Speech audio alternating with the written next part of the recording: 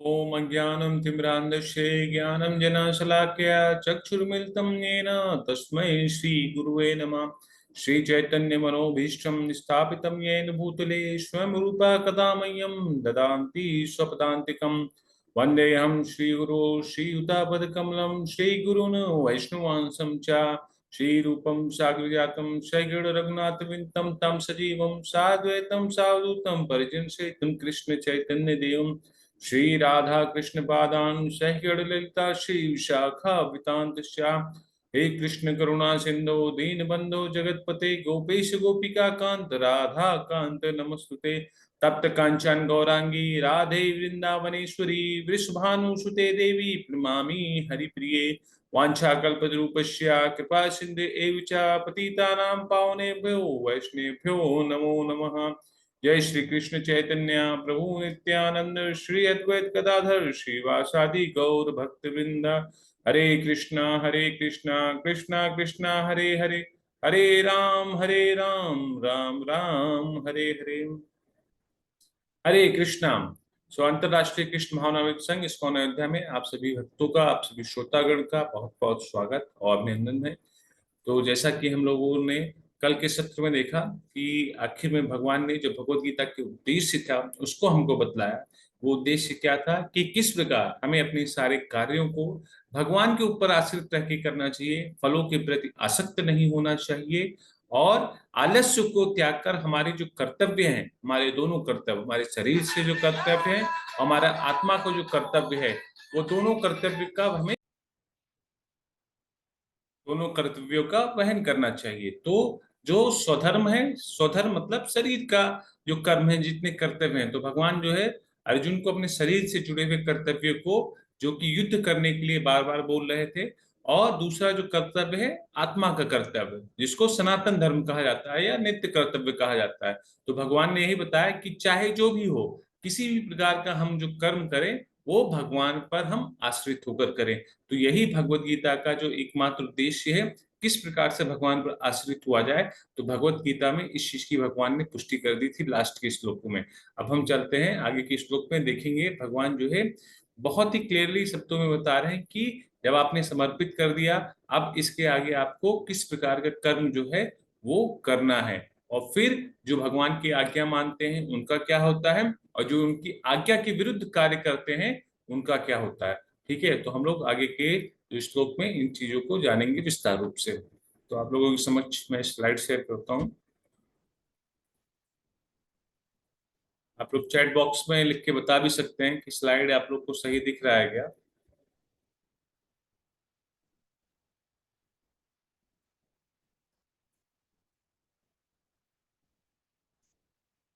Okay, सो कल का श्लोक यही था कि सारे कार्यों को मुझ पर समर्पित करके मेरे पूर्ण ज्ञान से युक्त होकर लाभ की आकांक्षा से रहित, स्वामित्व के किसी दावे के बिना तथा आलस्य से रहित होकर युद्ध करो, मतलब अपने कर्म को करना है। श्लोक नंबर 31 में हम देखते हैं भगवान बताते हैं कि ये ते मतमिदं नित्यं मनुतिष्ठान्ति मानवा श्रद्धावन्तो न सूयन्तो मुच्यन्ते ते अपि कर्मभिः।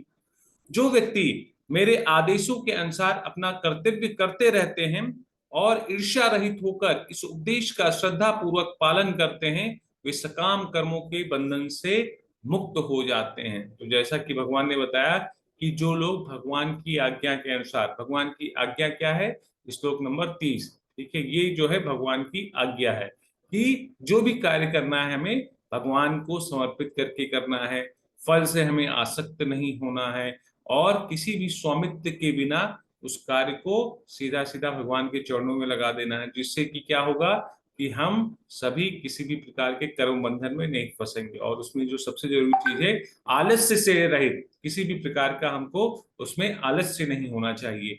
ठीक है, तो भगवान ने हमको ये आज्ञा दी है, इंस्ट्रक्शन दिया है, अगर हम इसको फॉलो करेंगे तभी हम भगवान के इस जो ये लाइन है ना उसके पात्र बन सकते हैं। भगवान ने बताया भी है कि जो कोई उनके आदेश का पालन करेगा, कर्तव्य करेगा, वो सभी प्रकार के कर्मों से मुक्त हो जाएगा, मतलब किसी भी प्रकार के सकाम कर्मों के बंधन में नहीं फंसेगा। क्योंकि देखिए यहाँ पे बंधन दोनों चीज है, जन्म मृत्यु। ठीक है, जन्म मृत्यु के बंधन में बनने का जो कारण होता है वो होते हैं हमारे कर्म। ठीक है, चाहे वो अच्छे कर्म हो या बुरे कर्म हो। बुरे कर्म तो वैसे ही हमको बांधेगा बांधेगा, लेकिन हमारे अच्छे कर्म में भी ये पुण्य जो होता है वो भी हमको जन्म और मृत्यु के चक्कर में बांधता है। तो हमको क्या करना है कि इस जन्म और मृत्यु के चक्कर से निकलने के लिए भगवान के आदेशानुसार सभी कर्मों को भगवान के लिए ही करना है, भगवान की सेवा मानकर करना है। क्योंकि हम लोग जानते हैं कि भगवान जो है कौन है, भगवान ही इस वैदिक ज्ञान के सार हैं। तो हमारे आचार्य श्रील प्रभुपाद जी बोलते हैं कि जब श्री भगवान कृष्ण ही वैदिक ज्ञान के सार हैं और फिर किसी अपवाद के बिना यह शाश्वत सत्य है और उनको सत्य के रूप में स्वीकार किया जाता है। जिस प्रकार वेद शाश्वत है उसी प्रकार कृष्ण भावनामृत का यह सत्य भी शाश्वत है। मनुष्य को चाहिए कि भगवान से ईर्ष्या किए बिना इस आदेश में दृढ़ विश्वास रखे। तो ये हम लोगों के लिए हमारे आचार्यगण इस चीज के बारे में बताते हैं कि बिना ईर्ष्या किए बिना जो भगवान का आदेश है उसमें हमें दृढ़ विश्वास रखना चाहिए। ठीक है, जो व्यक्ति ईर्ष्यालु होगा या तर्कवान होगा, लॉजिशियन होगा, वो भगवान के इस तर्क को नहीं समझेगा, ना ही वो उसमें अपना रुचि दिखाएगा, ना ही वो शास्त्रों के आदेश का पालन करेगा जो कि भगवान के माध्यम से दिया जा रहा है। ठीक है, तो वो अपने हिसाब से कार्य करते रहेगा। ठीक है, तो इसीलिए बता रहे हैं श्रील प्रभुपाद जी कि जो भी व्यक्ति भगवान के इस आदेश का पालन करेगा वो निश्चित रूप से कहाँ पर जाएगा, भगवान के धाम में जाएगा। क्यों? क्योंकि वो किसी भी प्रकार के बंधन में नहीं बंधेगा, वो सभी प्रकार के बंधनों से मुक्त हो जाता है। ठीक है, सकाम कर्म मतलब पुण्य के बंधनों में बंधना। तो जब हम पाप के बंधन, पाप कार्य कर ही नहीं रहे हैं, सकाम कार्य कर रहे हैं, सकाम कार्य भी भगवान को समर्पित करके करते हैं, तो सकाम कार्य अपने आप में निष्काम कार्य में बदल जाता है। मतलब एक तरीके से भक्ति योग में बदल जाता है, जो कि कृष्ण की सेवा, कृष्ण की संतुष्टि के लिए किया जाता है। और ये कार्य जो किए जाते हैं इससे हमें किसी भी प्रकार का जो कर्म बंधन है वो नहीं लगता है। अब यहाँ पर देखते हैं कि जो लोग शास्त्रों के अगेंस्ट कार्य करते हैं, जो भगवान की बात नहीं मानते हैं, ये त्वेत दब्बिष्युन्तो नाना दृष्टान्ति में मतम सर्व ज्ञान विमूढ़ा स्तन विधि नष्ट ना चेतसा। किंतु जो ईर्ष्यावश इन उपदेशों की उपेक्षा करता है और इनका पालन नहीं करता है, उन्हें समस्त ज्ञान से रहित, दिग्भ्रमित तथा सिद्धि के प्रयासों में नष्ट भ्रष्ट समझना चाहिए।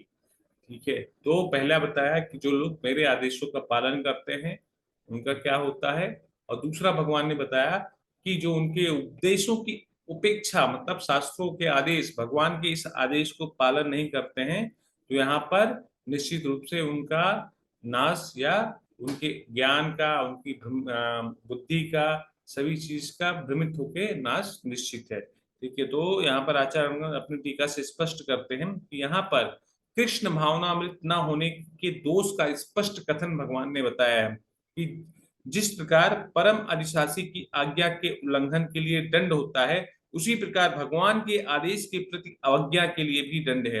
अवज्ञाकारी व्यक्ति चाहे कितना ही बड़ा क्यों ना हो, वह शून्य हृदय होने से आत्मा के प्रति तथा परब्रह्म परमात्मा एवं श्री भगवान के प्रति अनभिज्ञ रहता है। ऐसे व्यक्ति से जीवन की सार्थकता की आशा नहीं की जा सकती है। तो ऐसे जितने भी व्यक्ति रहेंगे वो समस्त ज्ञान से रहित, दिग्भ्रमित, मतलब जो परम सत्य है, परम ज्ञान है, उससे ढके रहेंगे। उनको उस ज्ञान के प्रति किसी भी प्रकार की जो लौकिकता है, जो एक रोशनी है, जो एक प्रकाश है, वो नहीं दिखाई देगा। और जब परम सत्य या परम ज्ञान का हमें आभास नहीं होगा, बोध नहीं होगा, क्योंकि हम शास्त्रों का पालन नहीं कर रहे हैं, भगवान की आज्ञा का पालन नहीं कर रहे हैं, तो धीरे धीरे धीरे धीरे हमारा नाश अपने आप ही तय है। ठीक है, तो भगवान ने दोनों चीज की पुष्टि कर दी कि मुच्यन्ते कर्म भी, कि मेरे उपदेश के अनुसरण का फल क्या है कि सभी प्रकार के कर्मों से मुक्त हो जाओगे। और जो दूसरा है, जो लोग उनके उपदेशों की अपेक्षा करेंगे उनका क्या होगा, सर्व ज्ञान विमूढ़ा स्तन विद्धि नष्ट न चेतसा। मतलब वो जो है, वो उनका जो परम सत्य के ज्ञान से वो वंचित रह जाएंगे, और फिर उनकी बुद्धि जो है भ्रमित हो जाएगी और वो धीरे धीरे नष्ट हो जाएंगे। ठीक है, तो यहाँ पर दोनों उदाहरण दिए गए हैं, देख लीजिए कि किस प्रकार से जो है, जो लोग भी भगवान के शरण में आते हैं उनका भगवान जो है कैसे अपने ऊपर कृपा करते हैं। लेकिन जो भी व्यक्ति भगवान की शरण में नहीं जाता है वो, उसका नाश निश्चित है। ठीक है। तो भगवान जो अगले श्लोक में बता रहे हैं, श्रितम चेष्टते श्वासया प्रकृते ज्ञानवानापि प्रकृतिम यान्ति भूतानि निग्रहे किम करिष्यति। ज्ञानी पुरुष भी अपनी प्रकृति के अनुसार कार्य करता है, क्योंकि सभी प्राणी तीनों गुणों से युक्त अपनी प्रकृति का ही अनुसरण करते हैं।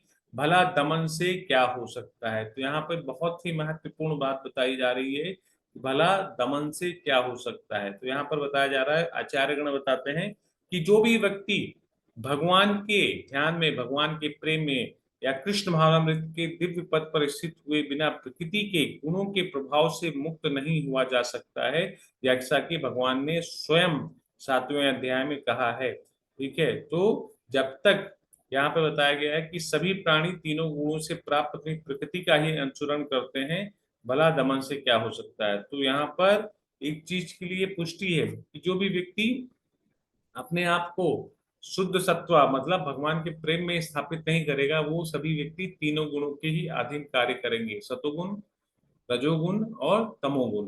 ठीक है। हम सभी कार्य करेंगे, क्योंकि हम तो कर्म करने ही आए हैं यहाँ पर, और हम बिना कर्म किए एक पल भी नहीं रह सकते हैं। लेकिन वो कर्म जो है किसके अधीन होगा, या तो तमोगुण या रजोगुण या सतोगुण के अधीन होगा। और हमको पहुंचना कहाँ है, भगवान की अगर शरण ग्रहण करनी है तो वो सतोगुण के माध्यम से होगी।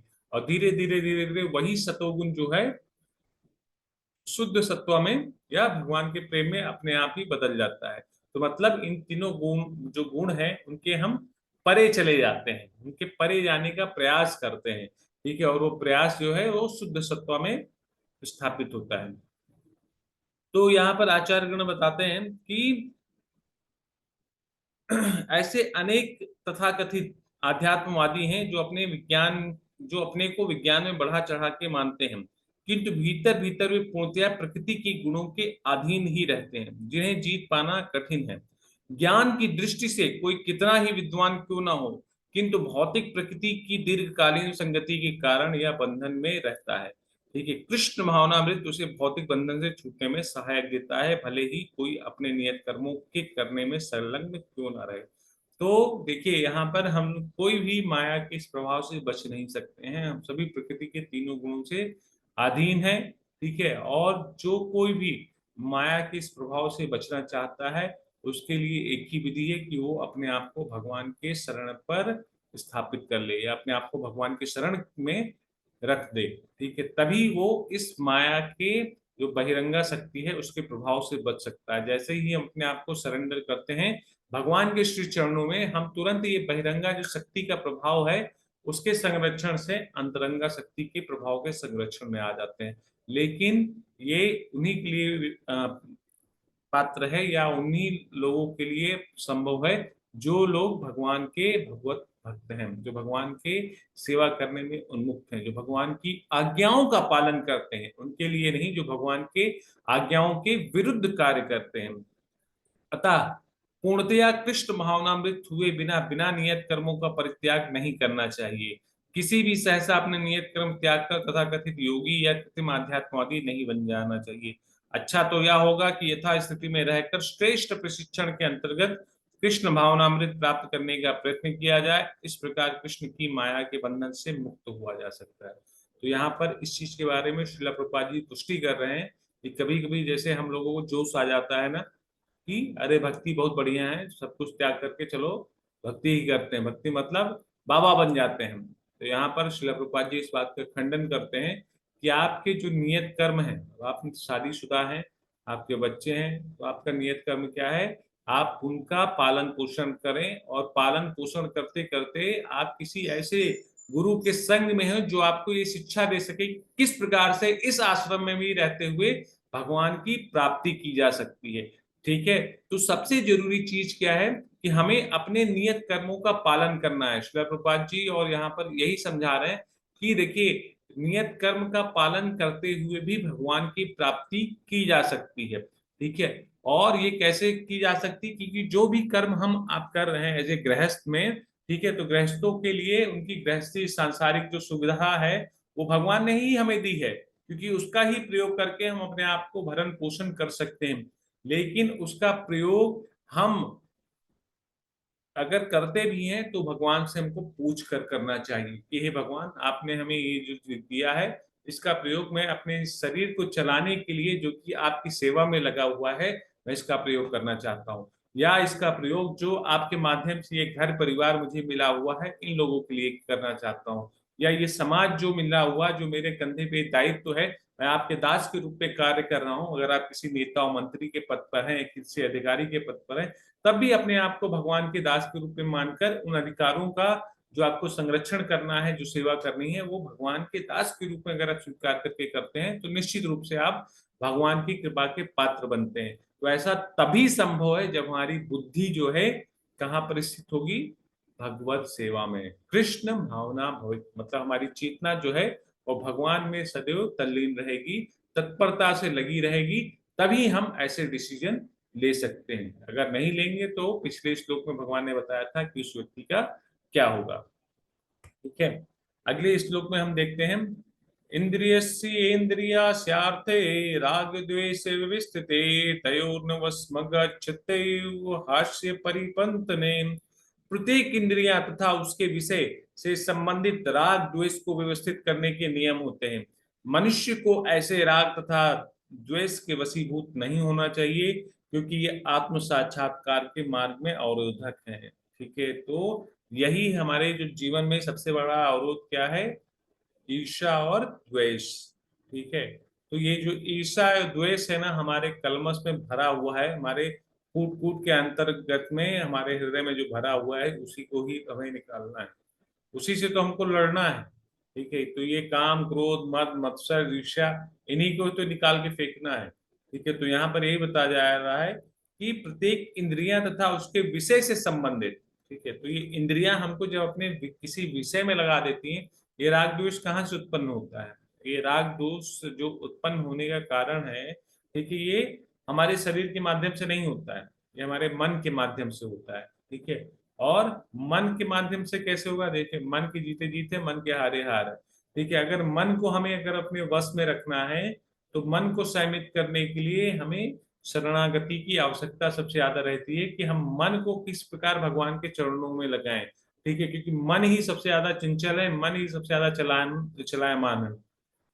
और इंद्रियों का वेग इतना प्रबल है कि इंद्रियों अपनी जब विषय की तरफ भागती है ना, तो मन को एकदम घसीट देती है उसी में। ठीक है, ये व्यक्ति अच्छा नहीं है। ठीक है, आंखों ने देखा और फिर आंखों ने मैसेज भेज दिया अंदर कि ये जो व्यक्ति है ये दुराचारी है, इसके अंदर ये ऐसे ऐसे दुर्गुण पाए जाते हैं, ये अच्छा नहीं है। ठीक है, और मन ने इस चीज को फिर स्वीकार कर लिया माइंड ने, और उसको ही पूरा इमेजिनेशन कर दिया।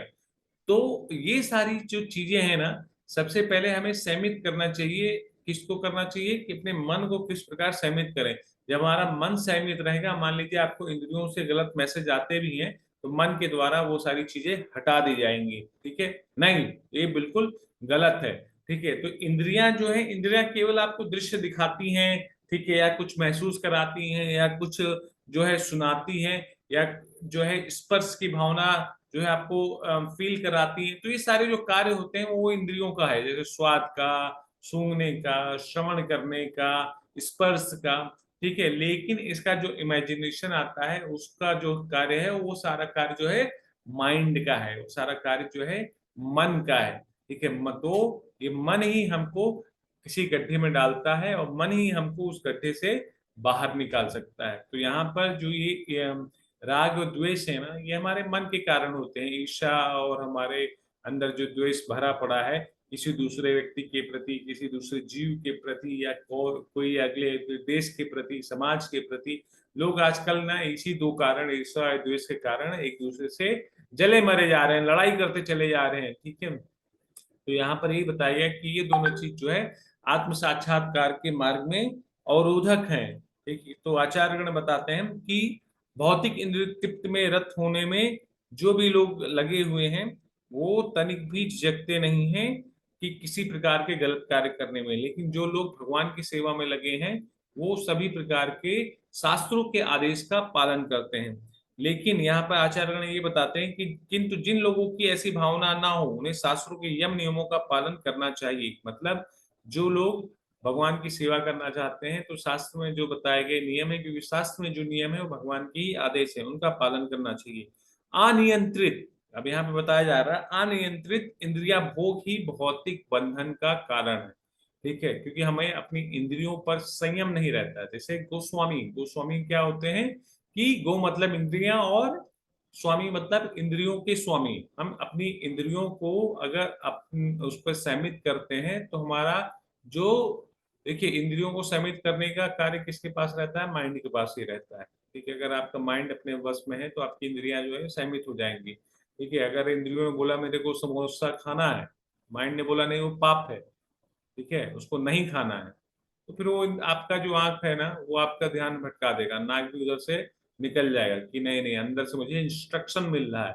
ठीक है, इंस्ट्रक्शन मतलब कोई स्वामी अंदर बैठा है जो मुझे गाइड कर रहा है।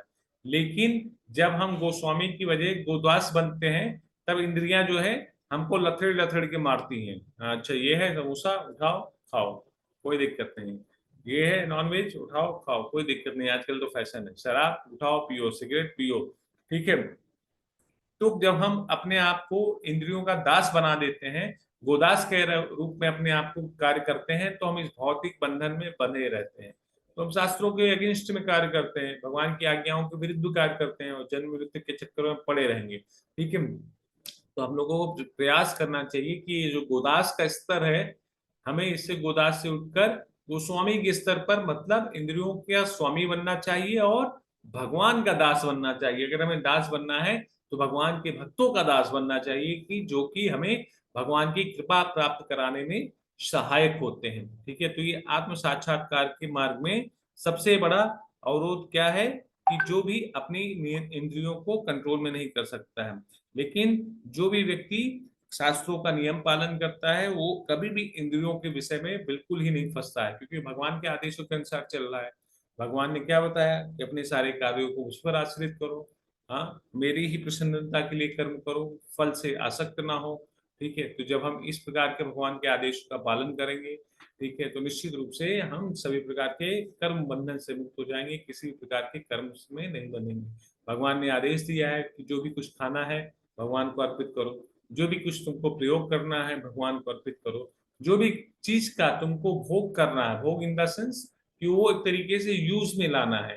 ठीक है, जैसे आपका घर हो गया, गाड़ी हो गई, या आप परिवार चलाने के लिए आपने विवाह किया, तो ये सब भगवान को समर्पित करने के लिए, भगवान के ही चरणों पर समर्पित करने के, उनकी इच्छा के अनुसार हम ये सारे कार्य कर रहे हैं उनको तुष्ट करने के लिए। ठीक है, तो जैसा कि उदाहरण के रूप में एक वृक्ष में कठोपनिषद में उदाहरण आता है कि एक वृक्ष पर दो पक्षी हैं, एक फल खा रहा है, दूसरा जो है बैठा सब कुछ देख रहा है या इंतजार करता है। तो मतलब ये ऐसा नहीं है कि एक जो है आत्मा है, दूसरा परमात्मा है। ठीक है, तो आत्मा जो है वो सारे भोगों को भोग रही है, ठीक है, वहीं पर परमात्मा जो है वो सब कुछ उसकी इच्छा के अनुसार व्यवस्था कर रहा है।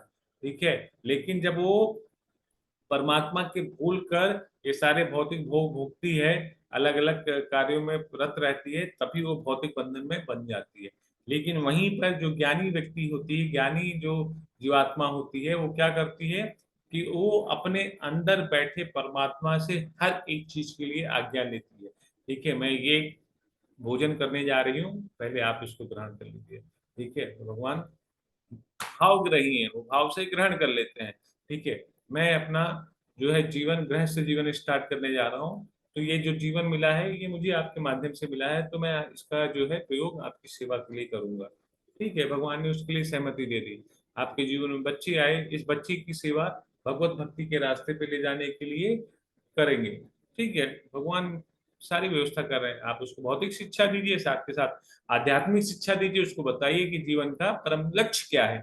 तो जब हम ये सारी चीजें ना भगवान के निमित्त करेंगे, भगवान से साथ, भगवान को संगी बना के करेंगे, भगवान को मित्र बना के करेंगे, भगवान के दास के रूप में हम करेंगे, या भगवान को अपना बच्चा मानकर या अपना स्वामी मानकर, या भगवान के प्रेम में रहकर इस तरीके से जब हम सेवा करेंगे ना, तो निश्चित रूप से हम किसी भी प्रकार के जो बंधन में है उसमें हम नहीं बंधेंगे।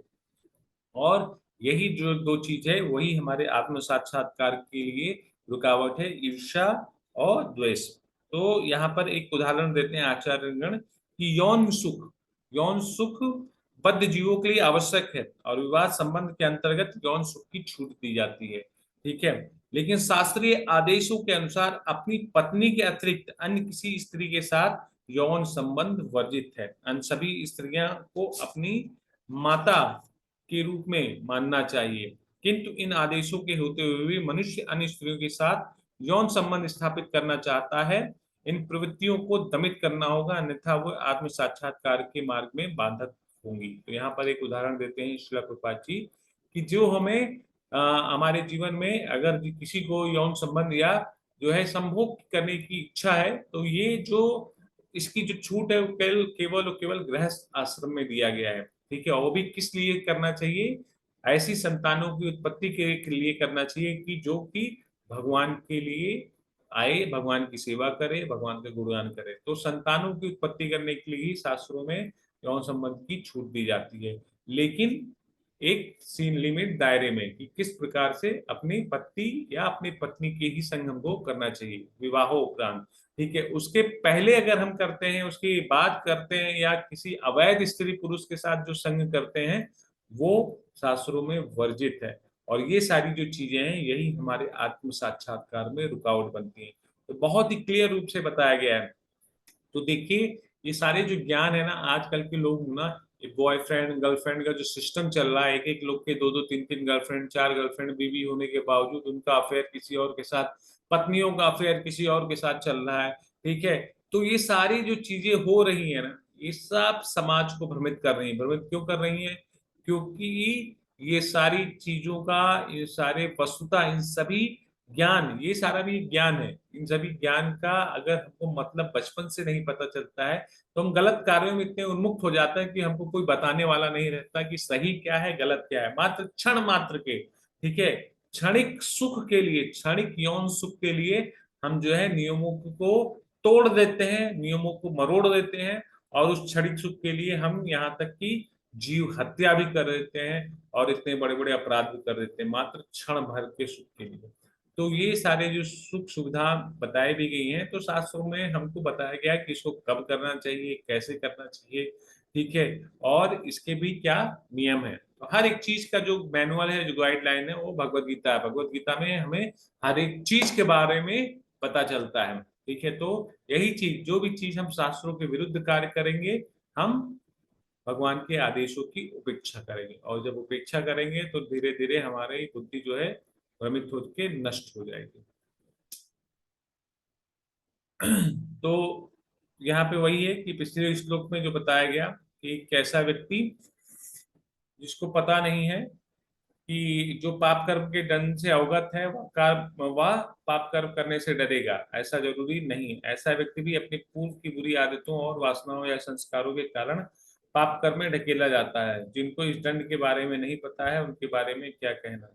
ठीक है, तो जैसे कि पिछले श्लोक में बताया गया है कि पाप कर्म के दंड से जो अवगत है, क्या वह पाप करने से डरेगा? ऐसा जरूरी नहीं है। ठीक है, कभी कभी व्यक्ति जो है अपनी वासनाओं या संस्कारों के कारण इस पाप में सम्मिलित हो जाता है। ठीक है, लेकिन वही है कि दंड तो हर एक चीज के बारे में, हर एक चीज का दंड जो है, विधान जो है वो बनाया गया है। ठीक, और फिर वो क्यों होती है? उसके अंदर ये कहीं ना कहीं गहरी वासनाएं होती हैं, जिसके कारण वो अपने आप को कंट्रोल में नहीं कर पाता है। लेकिन अगर हम इसका शुद्धिकरण करेंगे, तो शुद्धिकरण की जो विधि हमें भगवान ने बताया है कि किस प्रकार से हम अपने सभी कर्मों को भगवान पर आश्रित रह के इन सभी राग द्वेष को से मुक्त होकर धीरे धीरे जो है अपने कार्यों को करें, जिससे कि हम भगवान के कृपा, भगवान के प्रेम के पात्र बनेंगे। ठीक है, अगले श्लोक में भगवान बताते हैं कि अपने नियत कर्मों को दोषपूर्ण ढंग से संपन्न करना भी अन्यों के कर्मों को भली भांति करने से श्रेयस्कर है। स्वकर्मों को करते हुए मरना पराय कर्मों में प्रवृत्त होने की अपेक्षा श्रेष्ठतर है, क्योंकि अन्य किसी के मार्ग का अनुसरण भयावह होता है। तो स्व मतलब यहाँ पे बताया जा रहा है स्वकर्म। तो जैसा कि हम लोग जानते हैं, स्वकर्म मतलब शरीर से जुड़ा हुआ जो कर्म होता है, भगवान जो है उसके बारे में बता रहे हैं कि वो जो स्वकर्म करना है वो भी श्रेष्ठकर है। तो यहाँ पर आचार्यगण इस चीज में जो है टीका देते हैं कि किस प्रकार से हमें अपने जो स्वकर्म है उसको करना चाहिए। कि मनुष्य को चाहिए कि वह अन्यों के लिए नियत कर्मों की अपेक्षा अपने नियत कर्मों की कृष्ण भावना अमृत में करे। तो वो आजकल हम क्या देखते हैं, दूसरे को हम ज्ञान बांटते रहते हैं लेकिन उस ज्ञान का आचरण हम खुद नहीं करते हैं। जैसा कि कल के सत्र में हम लोगों ने चर्चा किया था कि हमें अग्रसा व्यक्ति ऐसे व्यक्तियों की शरण ग्रहण करनी चाहिए जो कि इस ज्ञान का आचरण करते हो और उस चीज का उन्होंने अनुभव किया हो या व्यवहारिक जीवन में उसका प्रयोग करते हो। तो उसी प्रकार से हमें भी सबसे पहले अपने आप को सुधारना है। कहते हैं ना, हम सुधरेंगे तो देश सुधरेगा। तो अगर हम किसी की तरफ पॉइंट आउट करते हैं, उंगली दिखाते हैं, तो ये देखिए, ये 3 उंगली जो है हमारी तरफ उठती है, ठीक है, और एक उंगली जो है उसकी तरफ रहती है और अंगूठा जो है भगवान की तरफ जाता है। तो सबसे बड़ी चीज है कि हमें अपने ऊपर क्वेश्चन मार्क जो उठता है, तो हमें ये तीनों उंगली बताती है, पहले तुम अपने कर्म को सही से करो और अपने कर्म को कहाँ पर समर्पित करो, भगवान पर समर्पित करो। ठीक है, तो पहले हमें अपने आप को सही करना है, तब हम किसी दूसरे को सलाह दे सकते हैं। ठीक है, तो हमारे जो नियत कर्म है पहले हमें उनका अनुसरण करना चाहिए, उसका सही से पालन करना चाहिए, भगवान की सेवा में लगाकर भगवान के लिए ही कार्य करना चाहिए। भौतिक दृष्टि से नियत कर्म मनुष्य की मनोवैज्ञानिक दशा के अनुसार भौतिक प्रकृति के गुणों के अधीन अधिष्ट कर्म है। आध्यात्मिक कर्म गुरु द्वारा कृष्ण की दिव्य सेवा के लिए आदेशित होते हैं। किंतु चाहे भौतिक कर्म हो या आध्यात्मिक कर्म, मनुष्य को मृत्यु पर्यंत अपने नियत कर्मों में दृढ़ रहना चाहिए। ठीक है, अन्य के निर्धारित कर्मों का अनुकरण नहीं करना चाहिए। आध्यात्मिक तथा भौतिक स्तरों पर ये कर्म भिन्न भिन्न हो सकते हैं, किंतु कर्ता के लिए किसी प्रमाणिक निर्देशन के पालन का सिद्धांत उत्तम होगा। जब मनुष्य प्रकृति के गुणों के वशीभूत हो तो उसे विशेष अवस्था के लिए नियमों का पालन करना चाहिए, उसे अन्यों का अनुकरण नहीं करना चाहिए। उदाहरण, सतोगुणी ब्राह्मण कभी हिंसक नहीं होता है, किंतु रजोगुणी क्षत्रियों को हिंसक होने की अनुमति है। इस तरह क्षत्रियों के लिए हिंसा के नियमों का पालन करते हुए विनष्ट होना जितना श्रेयस्कर है, उतना ही अहिंसा नियमों का पालन करने वाले ब्राह्मण का अनुकरण नहीं है। तो यहाँ पर उदाहरण यही बताया गया है कि जो भी हमारा नियत कर्म है, जो भी हमारी सेवा है, हमारे गुण और स्वभाव के कारण हमें उसी मार्ग का अनुसरण करना चाहिए। ठीक है, तो यहाँ पे उदाहरण भी दिया जा रहा है कि ब्राह्मण का जो कार्य है पठन पाठन भजन भाजन, उसको जो है दया, उसको कभी अहिंसा नहीं करनी चाहिए। वो दयावान होता है, विनम्र होता है और उसका जो कार्य है वैसा शिक्षा देना। ठीक है, क्षत्रियों का कार्य क्या है कि क्षत्रिय जो है संरक्षण प्रदान करते हैं और संरक्षण प्रदान करने के लिए क्रोध की भावना, रजोगुण की आवश्यकता रहती ही है। मान लीजिए किसी शत्रु ने आक्रमण कर दिया, वो सतोगुण में बैठा है, तो सतोगुण में वो कहाँ से युद्ध करेगा। ठीक है, सतोगुण इन द सेंस कि अगर उसके अंदर बहुत एकदम दयावान है, अब शत्रुओं के प्रति भी दया है, तो फिर कोई मतलब नहीं। ठीक है, तो क्षत्रिय क्षत्रिय कैसा होना चाहिए, उत्तेजित होना चाहिए। क्षत्रिय मतलब क्षत्रियों को दोनों ज्ञान होना चाहिए, वो विनम्र भी होना चाहिए और साथ के साथ उसके अंदर रजोगुण, मतलब एक राजा जो होता है वो रजोगुण से भरपूर अगर नहीं रहेगा, सतो प्लस रजो दोनों गुणों से, ठीक है, तो युद्ध के समय क्योंकि क्रोध की आवश्यकता पड़ती है और क्रोध के लिए ये रजोगुण पैशनेट होना बहुत ही जरूरी है, तभी वो युद्ध कर सकता है, क्योंकि उसका काम है संरक्षण करना। ठीक है, इसीलिए ब्रह्मा जी जब सृष्टि की संरचना करते हैं तो उनको किसका देवता कहा जाता है, रजोगुण का।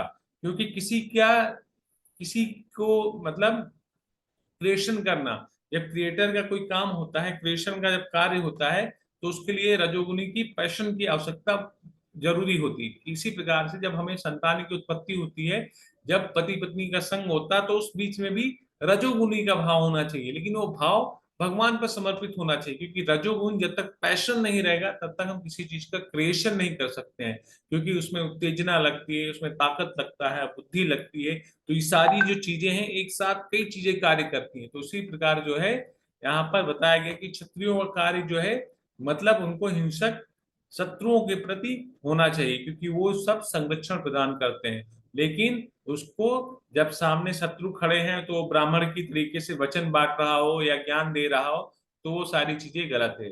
हाँ, शत्रु सामने खड़ा है, अगर वहीं पर ब्राह्मण है तो ब्राह्मण को चाहिए वो अपने उपदेशों से उस सामने वाले व्यक्ति को बताए, उसको शिक्षा दे। ठीक है, जिससे कि उसका हृदय जो है पिघल जाए। लेकिन अगर क्षत्रियों को कोई ललकारता है युद्ध के लिए, तो निश्चित रूप से उसको लड़ना चाहिए। तो यहाँ पर बताया गया है जो हमारे स्वधर्म है उसको हमको निश्चित रूप से कार्य करना चाहिए। किसी दूसरे के धर्म का, किसी दूसरे के कर्तव्य का अनुसरण हमको नहीं करना चाहिए। ठीक है, क्यों नहीं करना चाहिए, तो यहाँ पर बताया गया है कि हमें क्यों अपने निर्धारित कर्तव्यों का पालन करना चाहिए, ना कि दूसरों का। पहली चीज स्थिरता के लिए, समाज में स्थिरता रहे, सामाजिक जो संरचना है वो बैलेंस रहे, और प्राकृतिक प्रेरणा जो हमको भगवान के द्वारा जो ये सारी प्रेरणा प्राप्त हुई है शास्त्रों के माध्यम से, और किस प्रकार से हम इन तीनों गुणों में रह के कर्म करते हैं उसके अनुसार ये सारी जो चीजें हैं वो हमको निश्चित रूप से उसका जो एक्सेप्टेंस है उसको स्वीकार करके ही हमको अपने सारे कर्म को करना चाहिए। ठीक है, तो भगवान ने अब हमको बता दिया है कि किस प्रकार का जो है कर्म है वो श्रेष्ठ है, वो कर्म बता दिया है निष्काम कर्म के बारे में। अब यहाँ पे अर्जुन जो है फिर से एक प्रश्न पूछते हैं। अर्जुन वाचा अथा केन प्रयुक्तोऽयं पापं चरितं पुरुषा अन्या चापि वैष्णवेया बालिदेव नियोजिता। अर्जुन ने कहा, हे विष्णुवंशी, मनुष्य न चाहते हुए भी पाप कर्मों के लिए प्रेरित क्यों होता है? ऐसा लगता है कि उसे बलपूर्वक उनमें लगाया जा रहा हो। अब ये जो है अर्जुन का प्रश्न है ना, ये बहुत ही महत्वपूर्ण प्रश्न है। भगवान जो इसका उत्तर देंगे ना, आगे के जो श्लोक है ना, श्लोक नंबर 36 से 43, वो बहुत ही महत्वपूर्ण है। तो यहाँ पर जो है बताया जा रहा है, अर्जुन जो बता रहे हैं, तो शिला प्रभुपाद जी उस पर तात्पर्य में लिख रहे हैं कि जीवात्मा परमेश्वर का अंश होने के कारण मूलतः आध्यात्मिक, शुद्ध एवं समस्त भौतिक कल्मशों से मुक्त रहता है। जीवात्मा मतलब आत्मा के बारे में बताते हैं। आत्मा कौन है? आध्यात्मिक है, शुद्ध है, और किसी भी भौतिक कल्मश से वो ग्रहित नहीं है। ठीक है, फलता स्वभाव से भौतिक जगत के पापों में प्रवृत्त नहीं होता, किंतु जब वह माया के संसर्ग में आता, माया मतलब जब वह आत्मा को मन बुद्धि अहंकार के माध्यम से जब उसके ऊपर माया का आवरण लग जाता है तो उसका ज्ञान ढक जाता है, तो वह बिना झिझक के और कभी कभी इच्छा के विरुद्ध भी अनेक प्रकार से पाप कर्म करता है। अतः भगवान कृष्ण से अर्जुन का यह प्रश्न अत्यंत ही महत्वपूर्ण और प्रत्याशापूर्ण है कि जीव की प्रकृति विकृत क्यों हो जाती है। यद्यपि कभी कभी जीव कोई पाप नहीं करना चाहता, किंतु उसे ऐसा करने के लिए बाध्य होना पड़ता है। किंतु ये पाप कर्म अंतर्यामी परमात्मा द्वारा प्रेरित नहीं होते हैं, अपितु अन्य कारणों से होते हैं। जैसा कि भगवान जो है अब आगे के श्लोक में बताएंगे कि किस प्रकार से ये पाप जो है प्रेरित होते हैं। यहाँ पे अर्जुन ने प्रश्न पूछा, मैं जानता हूं मुझे क्या करना चाहिए, लेकिन ऐसा क्या है जो मुझे अच्छी बुद्धि के विपरीत अनुचित कार्य करने के लिए बार बार उत्तेजित करता है? ठीक है, तो ये सभी के साथ होता है ये प्रश्न जो है। यही आज के समय में, आज के जीवन में 99.99 व्यक्तियों के, 1% को छोड़ दीजिए, जो महात्मा हैं, जो गोस्वामीज हैं, जो भगवान के भक्त लोग हैं, ठीक है, उनको साइड में रखकर बाकी सबों के साथ ये जो है होता रहता है। वो पाप, भले ही उसमें से कुछ लोग हैं जो पाप करना चाहते हैं वो करते हैं, लेकिन कुछ लोग हैं जो पाप नहीं भी करना चाहते हैं, लेकिन उनकी जो बुद्धि है उसके विपरीत में कार्य करती है और बार बार उनको उत्तेजित करती है कि ये कर्म करो, ये कर्म करो। इसलिए हमारे अंदर जो है ये लड़ाई जो है चलती रहती है। ठीक है, हम कभी कभी मन को समझाते हैं नाम जप कर लें, तो कहेगा नहीं नहीं, चलो मूवी देख लो, मोबाइल देख लो, ठीक है, बात कर लो, मोबाइल देखते हुए नाम जप करो। फिर आप बोलेंगे नहीं नहीं ऐसा नहीं, हमारे आचार्यों ने बताया, शास्त्रों में लिखा है कि हम जब भी नाम जप करें हम ध्यान पूर्वक करेंगे, तुम्हें सुनते हुए, अपनी वाणी को सुनते हुए करेंगे। तो मन कहेगा अच्छा एक काम करो, अब सो जाओ, नींद आ रही, सो जाओ, फिर सुलाने का प्रयास करेगा। तो ये इसी प्रकार से जब किसी को हम देखते हैं, किसी स्त्री या पुरुष को देखते हैं, उसके प्रति आकर्षण होता है, तो हमें अरे कितना अच्छा है, कितनी अच्छी है, ठीक है, लेकिन मन जो है बार बार उधर लेके जाएगा। मन को बोलो अच्छा ये अच्छा है, तो इसको जिसने बनाया है वो कितना अच्छा हो गया, शिला प्रभुपाद जी के उदाहरण के साथ। तो ये आध्यात्मिक में बदल गया। तो इसी प्रकार से हर एक चीज जो भी मन करे उसका जवाब हमारे पास होना चाहिए। अगर मन का जवाब हमारे पास नहीं है, मन को अगर हमने लात नहीं मारा, उसको समझाया नहीं ना, तो यही मन हमको फंसाता रहेगा इंद्रियों के विषय में। ठीक है, तो इंद्रियों के विषय में बचने के लिए इंद्रियों को सही जगह लगाना बहुत ही जरूरी होता है। ठीक है, तो उदाहरण में देखिए, धूम्रपान करने वाला व्यक्ति जानता है कि धूम्रपान, लिखा भी रहता है सिगरेट के पैकेट पे, ये सिगरेट जो है वो स्वास्थ्य के लिए हानिकारक है, इससे मृत्यु भी हो सकती है या कैंसर होने का खतरा रहता है। लेकिन व्यक्ति तब भी लगा रहता है सुट्टा मारने में, सिगरेट पीने में, क्यों? ऐसा क्या है, इसके पीछे ऐसा कौन सा कारण है, कौन सी जो शक्ति है जो उसको इस चीज के लिए बाध्य करती है। ठीक है, तो यहाँ पर आएगा उत्तर, वो शक्ति क्या है, काम। ठीक है, तो काम का मतलब केवल संभोग नहीं हुआ, काम का मतलब हुआ कामना। ठीक है, हमारी इच्छा, हमारी कामना, जिसको करने के लिए हम इतने प्रेरित रहते हैं, उस कामना की तृप्ति करने के लिए, तो कामना की तृप्ति करने के लिए हम जब विषयों की ओर भागते हैं तो वही इंद्रियां उस विषय में हमको फंसा देती हैं, फिर जिसके अधीन मन हो जाता है, और फिर हम इस तरीके के कार्य में उन्मुख हो जाते हैं। तो आत्मा का जो शाश्वत दुश्मन है ये कौन है, ये काम है, काम। ठीक है, काम जो है ये शाश्वत दुश्मन है। ठीक है, हमको किससे किससे लड़ना है, कितने लोगों से लड़ना है, काम से लड़ना है, क्रोध से लड़ना है, लोभ से लड़ना है। ठीक है, काम क्रोध लोभ ये सब तीनों जो है नर्क के द्वार है। ठीक है, तो ये जो पर्सनैलिटीज है ना, ये काम ना, इस काम के कारण ये जो जड़ है ना, ये काम है। अगर काम पे हमने कंट्रोल पा लिया, अपनी कामनाओं पे कंट्रोल पा लिया, ठीक है, तो हम आगे के सभी चीजों पर कंट्रोल पा लेंगे। ठीक है, काम श्री भगवान उवाचा, भगवान आगे बता रहे हैं, काम एष क्रोध एष रजोगुण समुद्भवा महासनो महापाप्मा विद्ये नाम ही वेरिणम। श्री भगवान ने कहा, हे अर्जुन, इसका कारण रजोगुण के संपर्क से उत्पन्न काम है, जो बाद में क्रोध का रूप धारण करता है, और जो इस संसार का सर्वभक्षी पापी शत्रु है। तो यहाँ पर भगवान जो है अर्जुन को बता रहे हैं कि ये जो काम होता है ना, यही काम जो है, जो हमारी कामनाएं होती हैं उसकी पूर्ति के लिए, और जब हमारा काम पूरा नहीं होता है तो उसके कारण हमको क्रोध आता है। और ये काम आता कहाँ है, ये काम आता है रजोगुण की संगति से। तो हमारे आचार्य श्रील प्रभुपाद जी बताते हैं कि जीवात्मा भौतिक सृष्टि के संपर्क में आता है, तो उसका शाश्वत कृष्ण प्रेम रजोगुण की संगति से काम में परिवर्तित हो जाता है। ठीक है, तो जैसे ही रजोगुण की संगति में आता है वो काम में परिणत हो जाता है। अर्थात दूसरे शब्दों में ईश्वर प्रेम का भाव काम में उसी तरह बदल जाता है जिस तरह इमली के संसर्ग से दूध दही में बदल जाता है। और जब काम की संतुष्टि नहीं होती है तो यह क्रोध में परिणत हो जाता है, और फिर क्रोध मोह में, और मोह इस संसार में निरंतर बना रहता है। अतः जीवात्मा का सबसे बड़ा शत्रु जो है काम है, काम। ठीक है, तो यहाँ पर बताया जा रहा है कि काम जो है, जब हम भौतिक संसर्ग में आते हैं तो हमारा जो ये प्रेम है हमारा लस्ट में बदल जाता है, वो काम में बदल जाता है। और जब काम, हमारी जो कामनाएं हैं वो तृप्त नहीं होती हैं तो वो क्रोध हो जाता है, और ये क्रोध जब होता है तो हम मोह में फंस जाते हैं, मतलब वो चीज हमको चाहिए ही चाहिए। ठीक है, और जब मोह में फंस जाते हैं फिर धीरे धीरे हमारी जो बुद्धि है वो भ्रमित हो जाती है, और बुद्धि भ्रमित हो जाती है तो हमारा विनाश हो जाता है। तो इसीलिए देखिए, ये सारी जो चीजें हैं इसका जो जड़ है वो काम है। तो यहाँ पर इसीलिए बता रहे हैं कि काम को, काम से निकलना ही जीवात्मा का जो परम लक्ष्य है, उसमें जो सबसे बड़ा रोधक का कार्य है, अवरोध जो करता है वो काम ही करता है। क्योंकि काम के कारण जब क्रोध उत्पन्न होता है, क्रोध किसका सूचक है, तमोगुनी का सूचक है।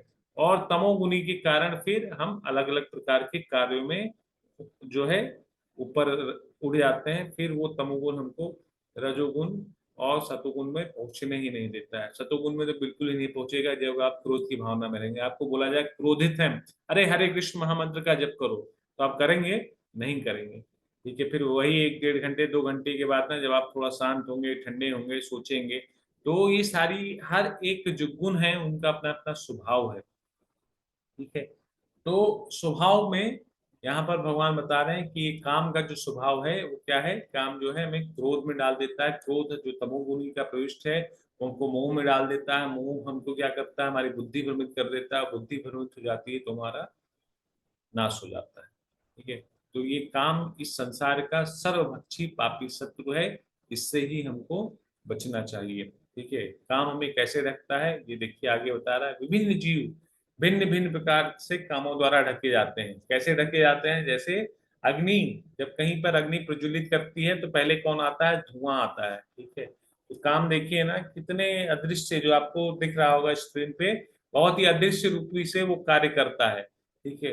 जब कोई शीशा होता है, जब बहुत दिन से साफ नहीं हुआ होता, तो देखिए उस पर धूल जम जाती है। और गर्भ में बच्चे से पहले क्या होता है, भ्रूण होता है, मतलब भ्रूण के अंदर ही बच्चा होता है। ठीक है, वो जो भ्रूण होता है, बच्चा उसके अंदर होता है। तो इसीलिए बताया जा रहा है कि जो काम है, काम हमें दिखता नहीं है, लेकिन उसके अंदर इतनी प्रभावशाली बलशाली क्रियाएं रहती हैं। तो यहाँ पे उदाहरण दिया गया है, जिस प्रकार अग्नि धुएं से, दर्पण धूल से अथवा पूर्ण गर्भाशय से आवृत रहता है, उसी प्रकार जीवात्मा इस काम की विभिन्न मात्राओं से आवृत रहता है।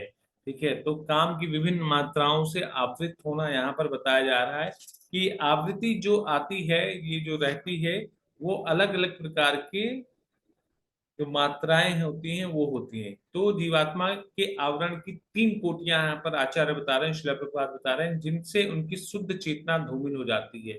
और यह आवरण काम है, जो विभिन्न स्वरूपों में होता है।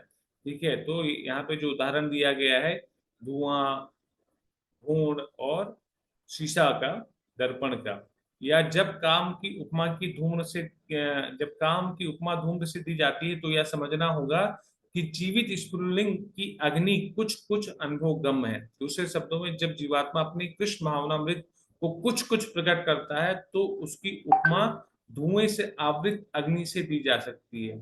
ठीक है, तो मतलब ये समझा जा सकता है कि जहां पर धुआं है, वहीं पर अग्नि जलने की संभावना रहती है। ठीक है। और जहां पर दर्पण है, और दर्पण से ही जब धूल हटेगा, तभी हमको स्वच्छ दिखेगा।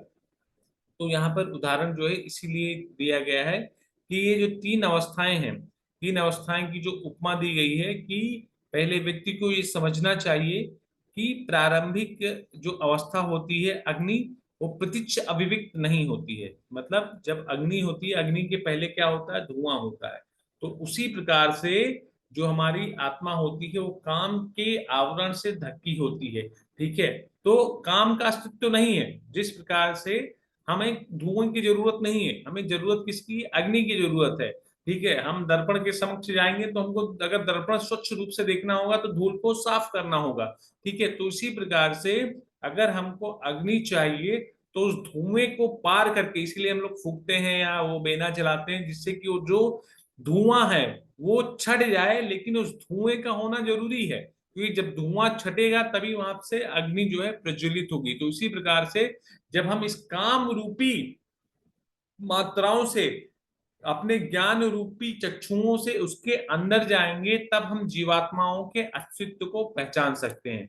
और वो कैसे होगा, वो आगे के हम श्लोकों में देखेंगे। हमको भगवान जो है बताते हैं कि इस प्रकार ज्ञान में जीवात्मा की शुद्ध चेतना उसके काम रूपी नित्य शत्रु से ढकी रहती है, जो कभी भी तुष्ट नहीं होती है और अग्नि के समान जलता रहता है। ठीक है, तो यहाँ पर भगवान जो है इसकी पुष्टि कर रहे हैं, आवृतम ज्ञान में तेनम ज्ञानीनो नित्य वैरिणा काम रूपेण कौन्तेया दुष्परिणा ना लेन चा। कि मनुस्मृति में भी कहा गया है कि कितना भी विषय भोग क्यों ना किया जाए, लेकिन काम की जो कभी तृप्ति है वो पूरी होती ही नहीं है। आपको कितना भी विषय भोग अगर हम कर लें, लेकिन काम की तृप्ति नहीं होती। हमारी जो इच्छाएं हैं, उनकी तृप्ति नहीं हो सकती है। आपको घर चाहिए, मिल गया, तो आपको बंगलो चाहिए, आपको वो भी ले रहे। फिर आपको अलग लग्जरी फ्लैट चाहिए, एक गाड़ी है उससे संतुष्ट नहीं, दूसरा चाहिए, तीसरा चाहिए, चौथा चाहिए। तो इसी प्रकार से जो और भी कामुक व्यक्ति हैं, उनको एक स्त्री, दो स्त्री, तीन स्त्री, चार स्त्री, मतलब उससे कोई भी संतुष्ट नहीं है। ठीक है, तो काम मतलब इच्छाओं की पूर्ति तो हम कर ही नहीं सकते हैं, वो पॉसिबल ही नहीं है। ठीक है, तो यहाँ पर यही हमारे आचार्यगण करते हैं कि जिस प्रकार की निरंतर ईंधन डालने से अग्नि कभी नहीं बुझती है, उसी प्रकार जो है हमारे काम की जो तृप्ति है वो कभी नहीं होती है। भौतिक जगत में समस्त कार्यकलापों का जो केंद्र बिंदु है, वो काम सुख मैथुन को रखा गया है। मतलब इस भौतिक सांसारिक जगत में जो सबसे बड़ा सुख बताया गया है, वो किसमें बताया गया है, केंद्र बिंदु वो मैथुन में बताया गया है। मतलब जो है स्त्री पुरुष संग में बताया गया है कि इस भौतिक संसार का जो सबसे चराचर सुख है उसमें है। ठीक है, लेकिन ये भौतिकतावादियों के लिए है, आध्यात्मिकवादियों के लिए नहीं है। ठीक है, भौतिक संसार, अगर जहां पे भौतिक संसार आया तो भौतिकतावादी के लिए, ठीक है, लेकिन भौतिक संसार में भी जो आध्यात्मवादी रहते हैं उनके लिए चरम सुख कुछ और है, वो है भगवान का प्रेम है। लेकिन भौतिकतावादियों के लिए, सांसारिक लोगों के लिए जो चरम सुख रखा गया है वो स्त्री पुरुष संग में रखा गया है, मैथुन में रखा गया है। अतः इस जगत को मैथुन ने अगार या विषयी जीवन की हथकड़ियां कहा गया है। एक समान बंदी गृही में अपराधियों को क्षणों के भीतर रखा जाता है, इसी प्रकार जो अपराधी भगवान के नियमों की अवज्ञा करता है वह मैथुन जीवन द्वारा बंदी बनाए जाते हैं। इंद्रिय तृप्ति के आधार पर भौतिक सभ्यता का प्रगति का अर्थ है। इस जगत में जीवात्मा की बंधन अवधि को बढ़ाना आता, यह काम अज्ञान का प्रतीक है जिसके द्वारा जीवात्माओं को इस संसार में रखा जाता है। इंद्रिय तृप्ति का भोग करते समय हो सकता है कि कुछ प्रसन्नता की अनुभूति हो, किंतु यह प्रसन्नता की अनुभूति ही इंद्रिय भोक्ता का चरम शत्रु है। तो इसीलिए बताया गया है कि प्रहलाद महाराज गृहस्थ को अंधकूप बताते हैं। अंधकूप क्यों बताते हैं? क्योंकि एक बार इसमें जब घुस जाता है तो आदमी को लगता है अरे यही तो जीवन का सर्वोच्च सुख है, ठीक है। लेकिन फिर उसके बच्चे आते हैं, फिर उनको शादी वादी करा के नौकरी वोकरी दिलवा के फिर वो भी यही कार्य करता है, फिर जो तीसरा आता है वो भी यही कार्य करता है। लेकिन इस अंधकूप से निकलने का जो सबसे बड़ा रास्ता प्रहलाद महाराज ने बताया, ये मनुष्य जीवन जो हमको मिलता है, ये आहार भय निद्रा मैथुन चा के लिए नहीं मिला है, ये तो पशु भी करते हैं। हमको इससे ऊपर उठने के लिए ये मनुष्य जीवन की प्राप्ति हुई है कि कब हम इससे ऊपर उठ सकें। ठीक है, तो आगे के श्लोक में हम लोग देखेंगे कि भगवान हमको इसका रास्ता भी बताते हैं कि आपके शत्रु का निवास स्थान आपको पता है, अब विजय प्राप्त करो। विजय कैसे प्राप्त की जाए, मतलब हमको पता चल गया कि हमारा दुश्मन कौन है, हमारे आत्मा का स्थान कहाँ है और हमारे आत्मा कैसे उस दुश्मन से ढकी हुई है। अब उसके लिए या जो योजना है वो हमको बनानी चाहिए। योजना क्या है? काम के निवास स्थान का पता लगाना। वो क्या है? इंद्रियां, मन, बुद्धि। ठीक है, अब इंद्रियों को नियंत्रित करना, दिए गए तीन में से इंद्रियों को वश में करना सबसे आसान है। ठीक है, तो इंद्रियों को वश में करने के लिए क्या है, क्योंकि इंद्रियां जो है स्थूल है, तो यहाँ पर ज्ञान और विज्ञान आत्मा का आहार है। इंद्रियों को वश में करने के लिए जो सबसे जरूरी चीज बताई जाएगी, शास्त्रों का श्रवण, पठन, विचार विमर्श और जीवन में पालन द्वारा बुद्धि शक्तिशाली बनती है। ठीक है, तो जो तीन चीज बताया गया था, इंद्रियां और मन तथा बुद्धि। ठीक है, तो जैसे जैसे यहाँ पर एबीसीडी भी बताया जाएगा, ठीक है, कि किस प्रकार, हाँ ये आगे दिया गया है। ABCD मतलब एसोसिएशन, भक्तों का संग करना, शास्त्रों को पढ़ना, भगवान के नाम का जप करना और शुद्ध आहार ग्रहण करेंगे तो धीरे धीरे हमारी बुद्धि भी मजबूत होगी, हमारा जो इंद्रियां हैं वो भी स्वच्छ रहेगा और हमारा मन भी जो है भगवान की सेवाओं में लगेगा। तो यहाँ पर जो है बताया जा रहा है, भगवान जो है इसको बता रहे हैं कि किस प्रकार से हम अपने आप को युद्ध के लिए तैयार करें। इंद्रिया मना तथा बुद्धि, इंद्रियाणि मनो बुद्धि रस्य दिष्टानामुच्यते ऐति विमोहस्य ज्ञानमावृत्त देहिनम्। इंद्रिया, मन तथा बुद्धि इस काम के निवास स्थान है। ठीक है, काम का जो निवास स्थान है सबसे पहले कौन सी है? इंद्रियां हैं, फिर मन है तथा बुद्धि है। ठीक है, और इनके द्वारा यह काम जीवात्मा के वास्तविक ज्ञान को ढककर उसे मोहित कर लेता है। ठीक है, तो यहाँ पर भगवान ने इस चीज की पुष्टि की है कि जो इंद्रियां होती है वही सबसे बड़ी शत्रु है। ठीक है, और ये कहाँ पर इसका स्थान रहता है? भगवान कृष्ण ने उन स्थानों का संकेत किया है जिससे शत्रु को जीतने वाले या जान ले कि शत्रु कहाँ पर है। तो भगवान ने बताया है कि ये जो स्थान है ये कहाँ कहाँ पर, इंद्रियां, मन तथा बुद्धि पर बैठते हैं।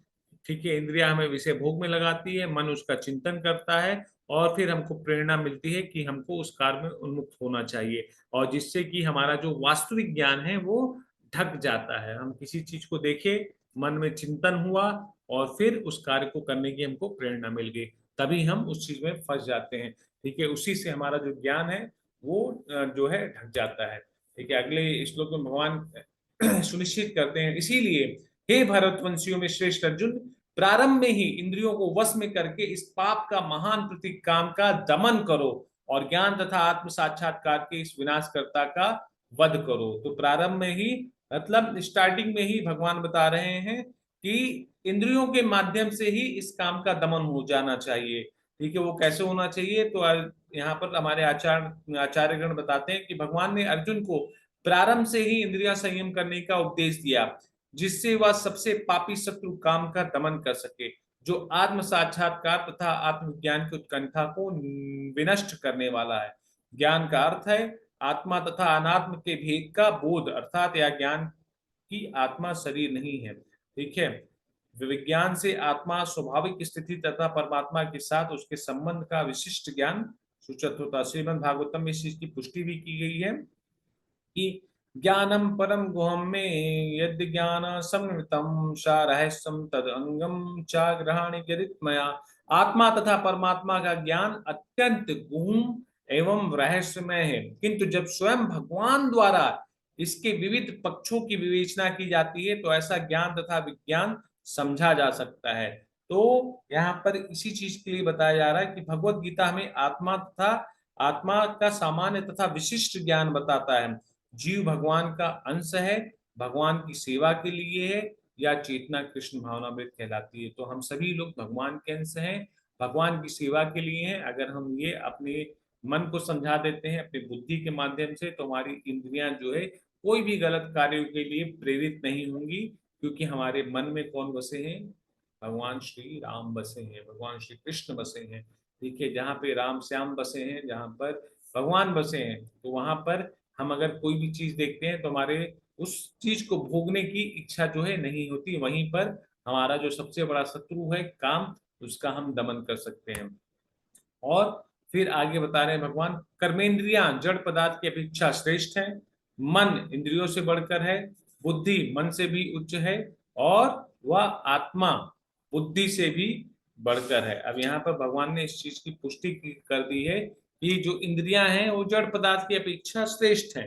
ठीक है, तो इंद्रियां काम के कार्यकलापों के विभिन्न द्वार हैं, काम का निवास शरीर में है, किंतु उसे इंद्रिय रूपी झरोके प्राप्त है, अर्थात कुल मिलाकर इंद्रियां शरीर से श्रेष्ठ हैं।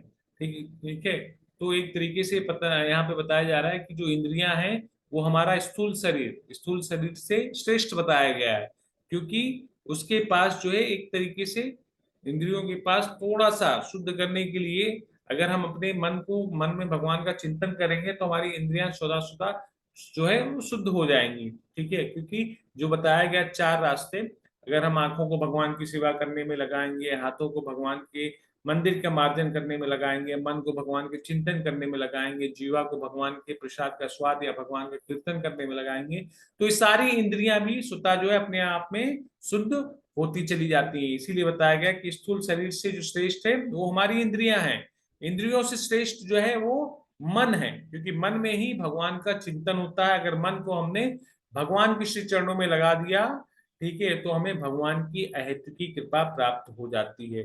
तो इसीलिए यहाँ पर बताया गया है कि मनुष्य को चाहिए कि बुद्धि के द्वारा आत्मा की स्वाभाविक स्थिति को ढूंढे और फिर मन को निरंतर भगवान श्री कृष्ण की भक्ति में लगाए। ठीक है, तो मनुष्य को चाहिए, क्योंकि मन से भी उच्च कौन है? बुद्धि। ठीक है, और यहाँ पर आचार्यगण बताते हैं इसलिए बुद्धि का प्रयोग करके जो बुद्धिमान व्यक्ति हैं, इसलिए कहा जाता है बुद्धिमान और अल्पज्ञानी व्यक्ति। तो जितने भी बुद्धिमान व्यक्ति हैं उनको चाहिए कि बुद्धि के द्वारा आत्मा की स्वाभाविक खोज करे और अपने मन को भगवान में लगाए। जब वो अपने मन को भगवान में लगाएगा, इससे सारी समस्याएं का जो समाधान है वो अपने आप हो जाएगा, क्योंकि जिसका मन भगवान में लग गया तो उसकी इंद्रियां जो है मन की दासी हो गई, मतलब मन के गुलाम हो गए, और आप कौन बन जाएंगे? वो स्वामी, इंद्रियों के स्वामी बन जाएंगे। तो इसीलिए अपनी बुद्धि के द्वारा आत्मा के स्वरूप को पहचानना जरूरी है, फिर मन को भगवान की सेवा में लगाना जरूरी है, जिससे कि इंद्रियां जो है स्वतः है शुद्ध हो जाती हैं। तो हमारे ऊपर जो काम का अटैक है पहले ही लेवल में समाप्त हो जाएगा।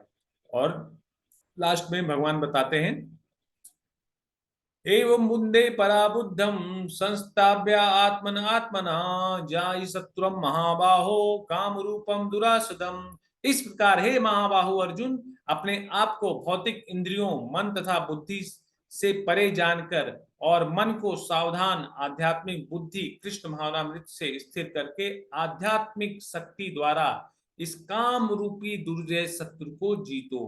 किससे जीतना है?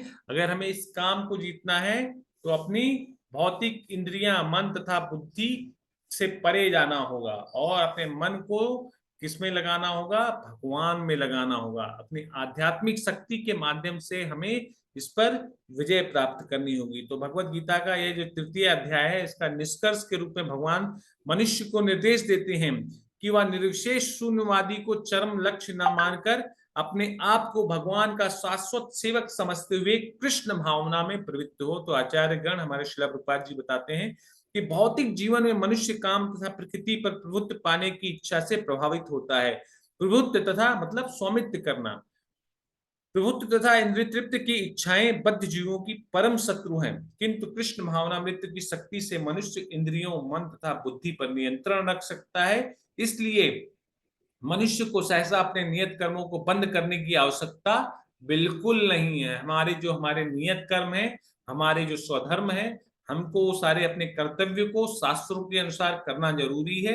इसके लिए मनुष्य को धीरे धीरे कृष्ण भावनामृत विकसित करने के लिए भौतिक इंद्रियों तथा मन से प्रभावित हुए बिना अपने शुद्ध स्वरूप के प्रति लक्षित स्थिर बुद्धि से दिव्य स्थिति को प्राप्त किया जा सकता है।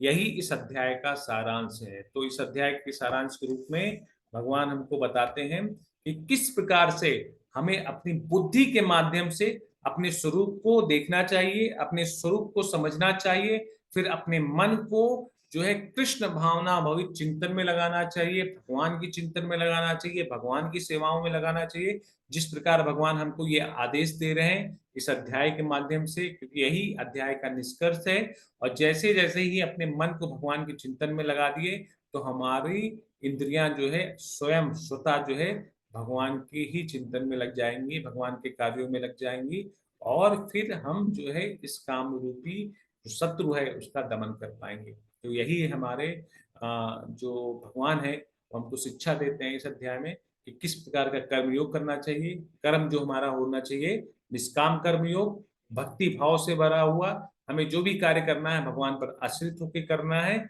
और दूसरी चीज, जो दूसरा प्रश्न था अर्जुन का, वो कैसा था, मतलब पहला कार्य भगवान पर आश्रित रहना है, आलस्य नहीं करना है, फलों से मतलब फल की इच्छा पर हमको अपने आप को टिकाना नहीं है, ठीक है। और जो भी कार्य करना है भगवान की तुष्टि के लिए वो सारे कार्य करने हैं।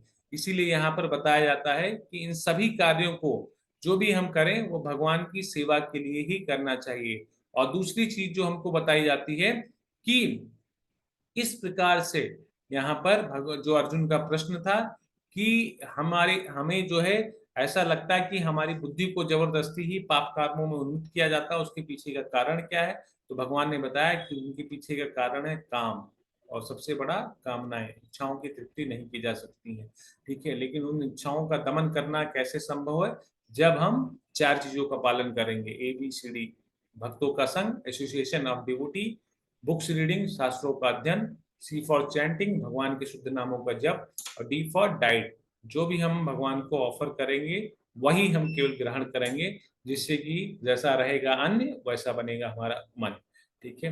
तो आप लोग को से यही प्रार्थना है कि आप जो भी है इन चारों चीजों को जरूर पालन कीजिए, अपने जीवन में उतारिए, जिससे कि देखिए हम लोग पिछले 1.5-2 साल से या 6 महीने से जब से भी जुड़े हुए हैं, ठीक है, धीरे धीरे हमारे जीवन में बदलाव आ रहे हैं। और यही बदलाव जो आता है वो भगवान की आज्ञा है, भगवान की कृपा है, भगवान का प्रेम है, और धीरे धीरे एक दिन हम अपने लक्ष्य की ओर अपने आप स्वतः उन्मुख हो जाएंगे। तो इसी के साथ जो अध्याय 3 था कर्मयोग वो समाप्त होता है। फिर अब हम अगले सत्र से जानेंगे कि भगवान जो है अर्जुन को दिव्य ज्ञान देते हैं, वो दिव्य ज्ञान में क्या चीज बताते हैं भगवान, उसको हम विस्तार रूप से चर्चा करेंगे, ठीक है। तो आज का जो सत्र है वो हम लोग यहीं पर समाप्त करते हैं।